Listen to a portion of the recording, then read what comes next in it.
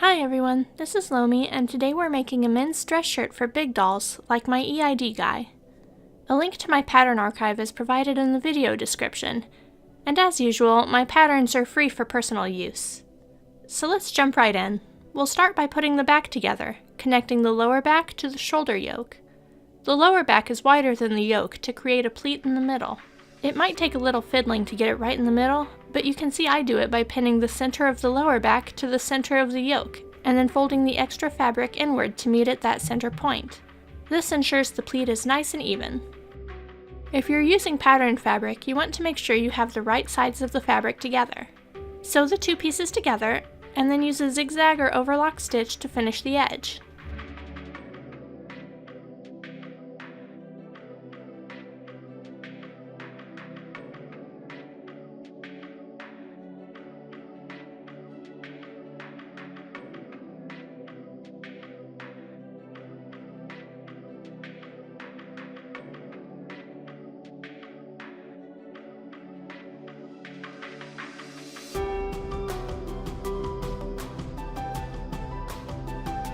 Now we'll connect the front pieces to the back by sewing the shoulders together.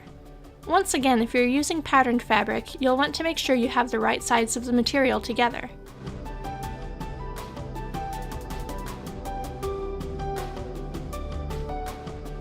Sew the shoulders together and finish the edges.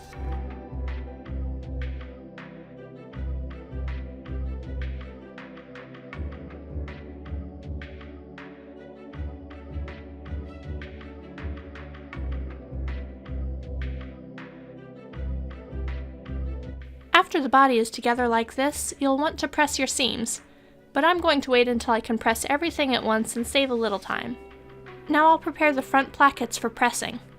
With right sides together, sew together two of the pieces cut for the front plackets. You should have 4 of these pieces to make a placket for either side. Sew straight down one long edge, then we'll press the placket open. Repeat this with the other pair of pieces.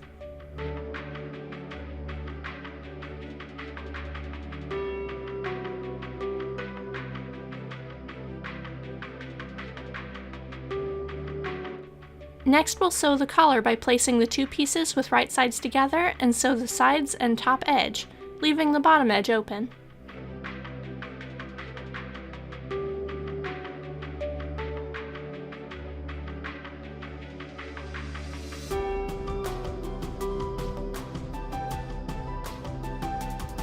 Then we'll sew the band for the collar, placing the two pieces right sides together, but only sewing the sides closed, leaving both the top and bottom open.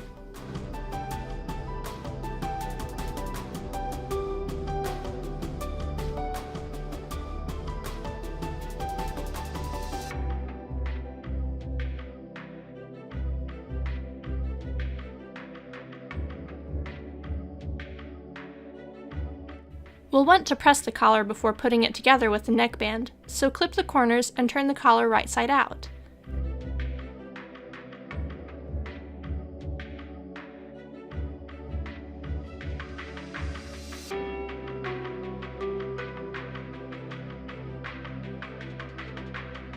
We'll go to the ironing board now, pressing the collar right side out like this, and pressing all our other things too. Before we sew the collar into the neckband, you might want to add top stitching around the edge. This isn't necessary, but I like the way it looks.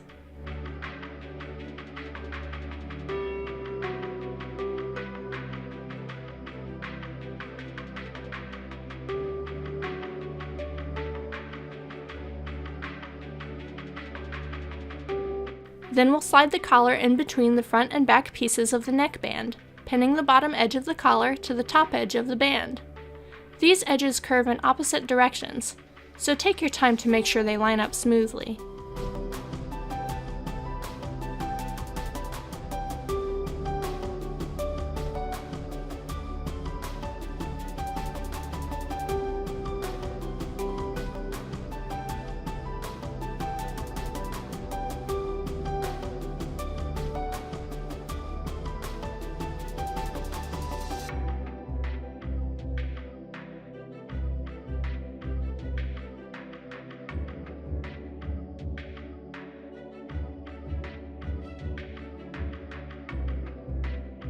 Sew the collar and neckband together and it'll look something like this. If the neckband is a bit larger than the collar, don't worry, we'll fix that when it's time to attach it to the shirt. Before we can do that, we need to put the plackets on the front. So with your pressed placket pieces, put one along the opening edge of the front of the shirt with right sides together.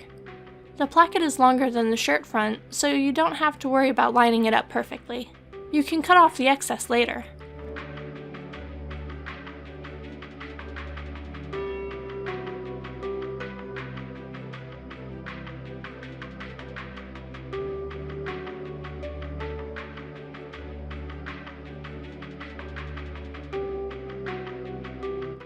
Once it's pinned in place, sew the placket to the front of the shirt. This gives us a nice, sturdy place to put snaps or buttonholes when we finish the shirt.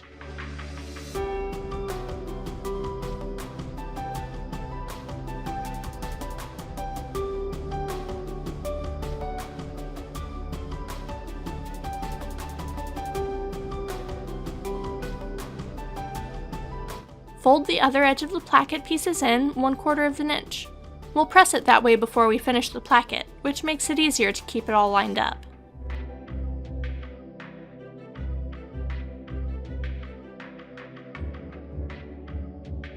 Since we're going to be pressing, now's a great time to finish the collar. It's not uncommon for the neckband to need a little adjustment, because even tiny changes in measurements when you're sewing can add up in doll scale. I didn't keep my seam allowance as close to 1/4 of an inch as I should have when sewing the collar, so I'll take in the neckband a little bit at the point where it meets the collar. Make sure you don't alter the size of the opening at the bottom of the neckband though, or else it won't fit when it's time to attach it to the shirt. I trim off the excess fabric and turn it right side out. That looks much better. I'll press this and the front plackets, then it's time to finish sewing the plackets. I fold the plackets over so that there are no raw edges at the opening of the shirt. The seam where we connected the front and back placket pieces before should create the very edge of the opening. I sew the placket down and then top stitch along the other edge for a nice finish.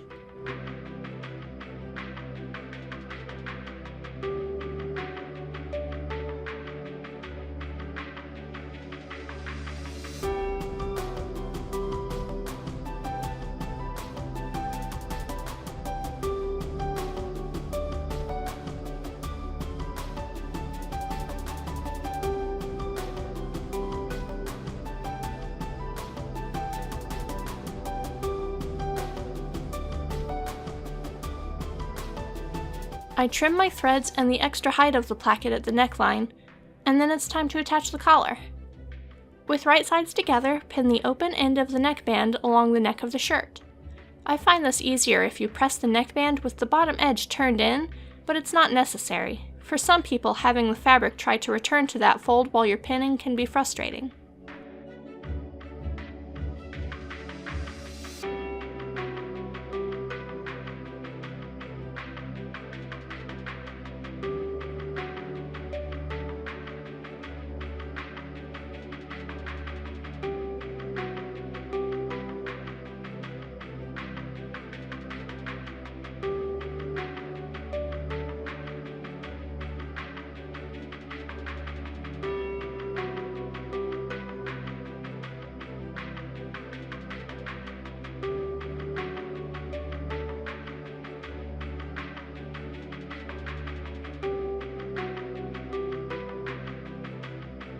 Sew the neckband to the shirt, then fold the inside edge of the neckband into the neckband itself and stitch it closed.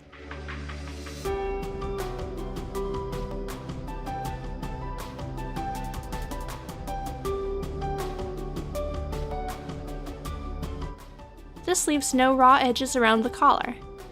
I like to sew this part by hand because it's easier for me, but you can do it by machine if you prefer.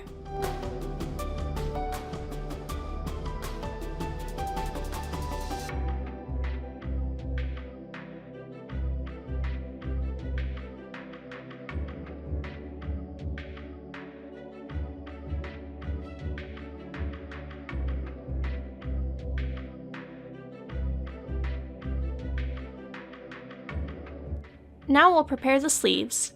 We'll want to do the plackets on the sleeves first, and I actually messed up on this shirt because I cut the slit for the placket open before starting. It's a better idea to sew the placket pieces on first to make sure you don't cut too high, which I totally did.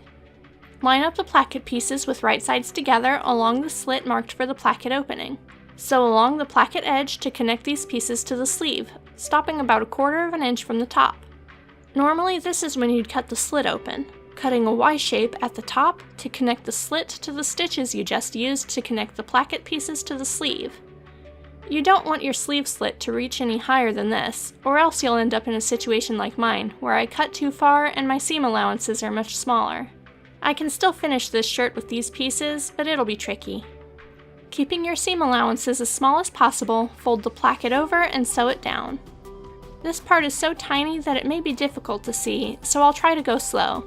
But if you have trouble following along, you can always refer to my tutorial on sewing a curta for dolls, because that placket is made the same way, but bigger, so it's easier to see.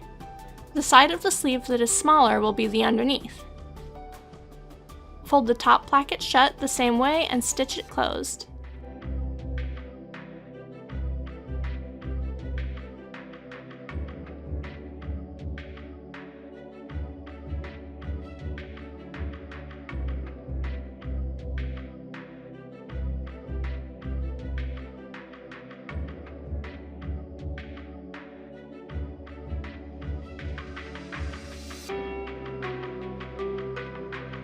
Now we'll make sure this little triangle of fabric is sandwiched between the two layers so that no raw edges show. Once it's in between, sew the top edge of the placket pieces together to create a neat closure.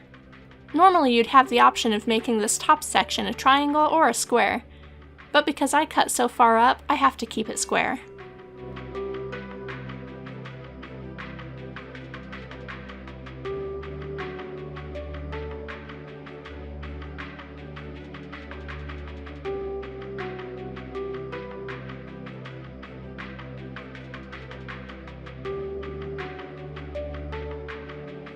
With the plackets done, we'll sew the sleeve into the body of the shirt. The placket goes in the back, so you'll want to lay the sleeve against the body of the shirt with right sides together, and the placket facing the back bottom edge of the shirt.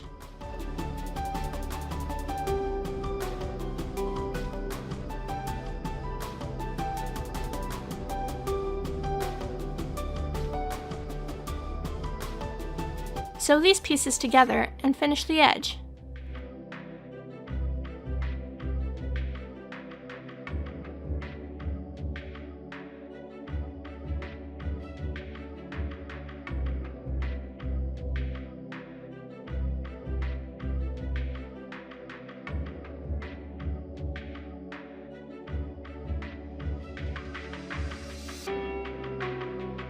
Next, pin the side of the shirt and the bottom of the sleeve together, and sew these edges closed from the tip of the sleeve to the bottom of the shirt body. Finish this edge with a zigzag or overlock stitch.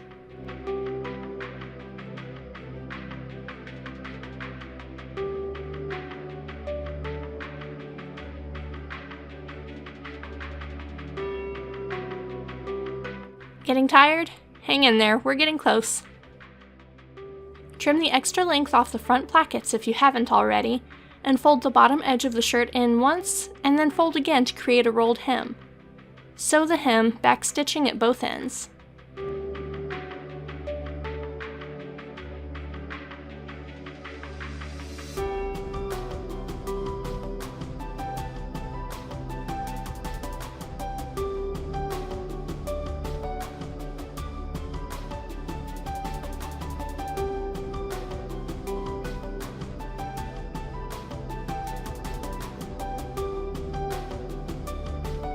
Now we'll add the cuffs. This can be difficult in such a small scale, as it can be hard to line up the edges. Putting the right side of the cuff against the wrong side of the sleeve, I like to fold the edge around the placket to make sure it'll always fit correctly at these corners. The sleeve is larger than the cuff, so the excess fabric should be folded to create a pleat that lines up along the seam in the bottom of the sleeve.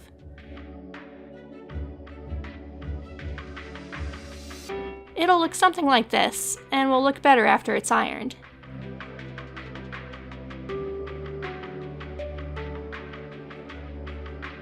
Sew the cuff to the sleeve, then turn the sleeve right side out.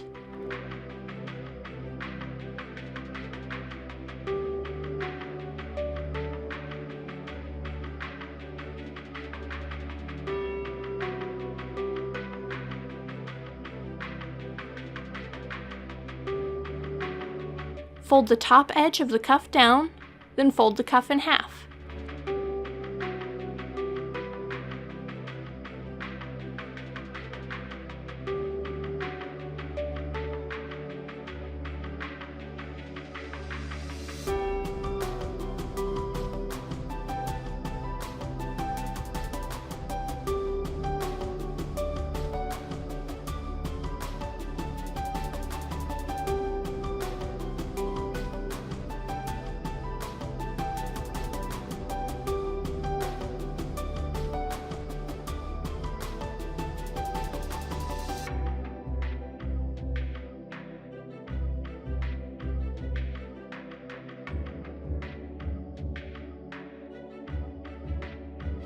Stitch down the cuff and then add top stitching around the edge if you like.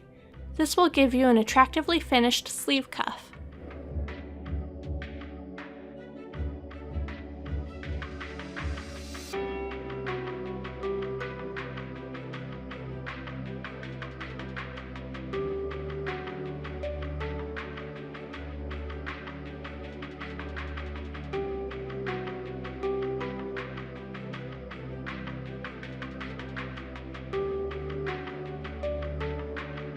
The last thing to do is add a pocket to the front, if you want it.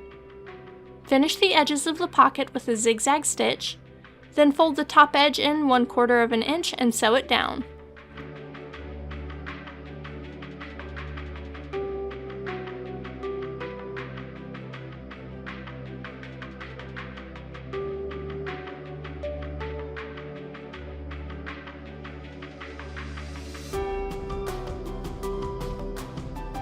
Fold in the other edges.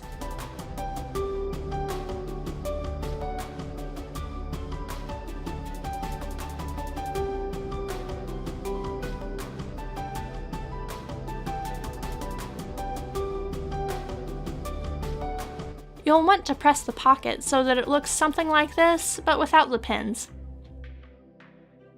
Decide on your placement for the pocket, and then sew along the sides and bottom, making sure you backstitch at the top corners. Once the threads are trimmed, all that's left is adding buttons, snaps, velcro, or whatever closure you like to the front and sleeve cuffs. I want to use buttons, but it turns out I didn't have enough for this shirt. That's all this time, but if you're interested in more videos like these, make sure you subscribe so you won't miss future sewing tutorials. Thank you for watching. Bye.